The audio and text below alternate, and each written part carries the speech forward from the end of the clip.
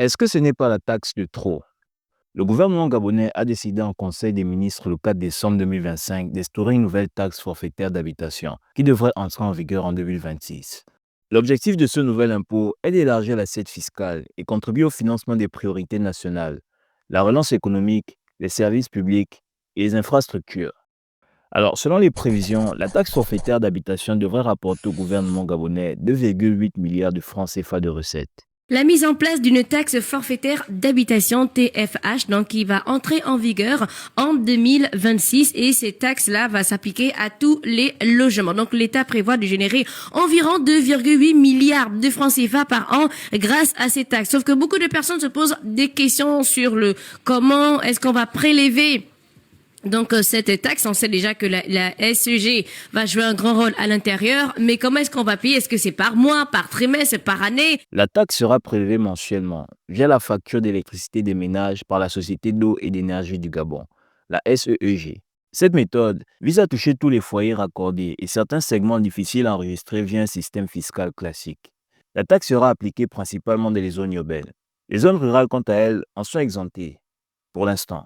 Pourquoi la taxe sera reliée à la facture SEG? C'est tout simplement parce que la SEG nous fournit l'eau et l'électricité et c'est une structure qui est déjà associée et reliée à toutes nos habitations au Gabon. Donc, comme la SEG a déjà un système de facturation, automatiquement l'État gabonais passe par la SEG pour prélever un gain à l'intérieur de nos factures SEG. Parce que s'ils ne font pas ça, ça va encore demander de créer un nouveau système de facturation, un nouveau truc qui va venir en place pour les taxes et tout. On va chercher à relier les maisons, une administration qu'on va mettre là-bas et tout. Donc, pour faire simplement, passe par la SCG. Grâce à ça, le gouvernement envisage un meilleur ciblage des ménages. Parce que ce qu'il faut également savoir, c'est que les montants de cette taxe vont considérablement varier en fonction de où est-ce que l'on vit.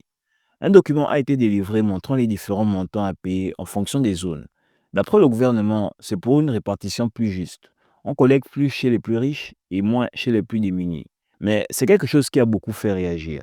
Zone 1, les quartiers sont Bataille 4, Sablière, Odeguégué, Tahiti, Aéroport, Centre-Ville, Port-Mol. Vous là, vous allez chiffrer 30 colos.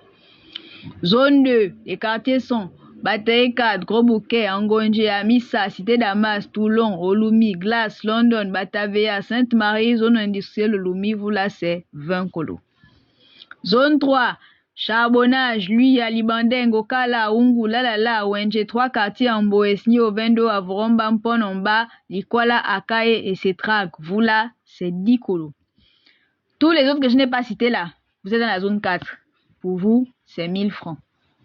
Bon, déjà, moi, la première question que je vais me poser, le petit 1, c'est pourquoi est-ce qu'il y a une telle différence entre la zone 1 et la zone 4 au niveau du tarif? Parce que si on calcule, on se rend compte que le tarif de la zone 1 est 30 fois supérieur à celui de la zone 4.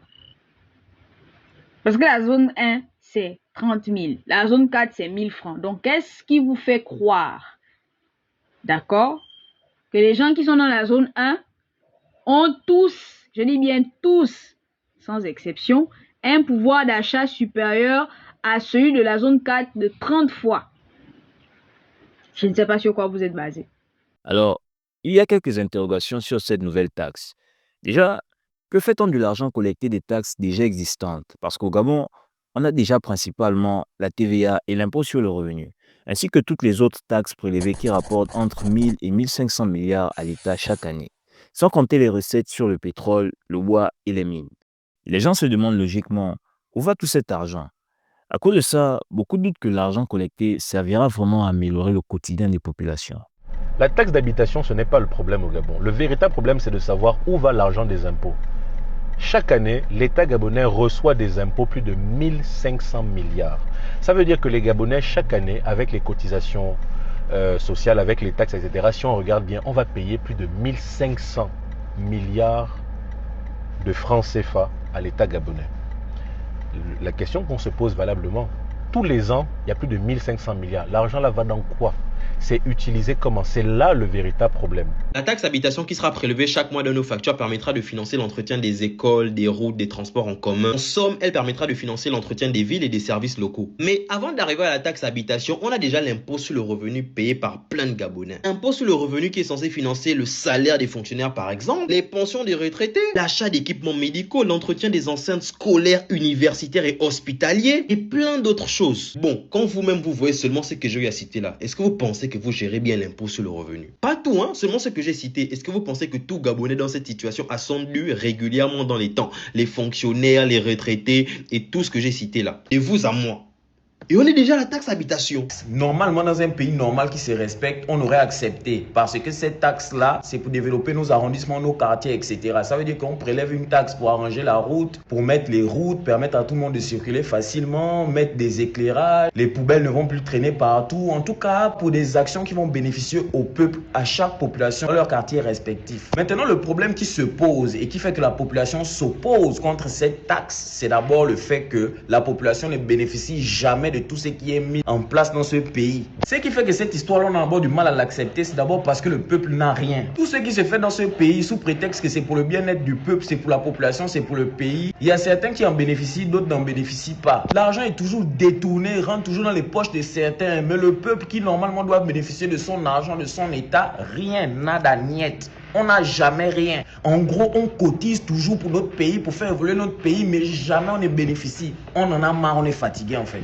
Le moment est aussi assez mal choisi à cause du contexte socio-économique actuel. Et on a tous suivi le fameux procès des Bongo et de la Young Team. Quand on entend les milliards de francs CFA détournés, beaucoup se demandent qu'est-ce qui a été fait de l'argent récupéré. Sans oublier le fait qu'une grande partie des membres du gouvernement ne payent pas les services de la SEG, ce qui pourrait signifier qu'ils sont automatiquement exemptés de cette taxe. Aucune déclaration n'a encore été faite à ce sujet. Beaucoup de personnes se demandent également si ce n'est pas un moyen pour le gouvernement de se débarrasser de la dette qu'il a avec la société d'eau et d'énergie du Gabon. Chaque Gabonais qui a un abonnement à la SCG est un contrat. Dans ce contrat, il n'est pas prévu que la SCG récupère des impôts pour le compte de l'État à travers elle. Maintenant, sachant que l'État doit près de 100 milliards à cette SCG-là, est-ce que ce n'est pas une façon détournée pour l'État de payer cet argent qu'il doit à cette société avec l'argent des Gabonais? Hein? Comment voulez-vous confier à un opérateur à qui vous devez énormément d'argent le soin de vous récupérer de l'argent via les Gabonais? Est-ce qu'on n'est pas en train d'emmener les Gabonais à payer une taxe pour rembourser la SCG? J'invite les Gabonais à être attentifs à ce qui est en train de se faire. Dites-moi en commentaire quel est votre avis sur cette nouvelle taxe forfaitaire d'habitation.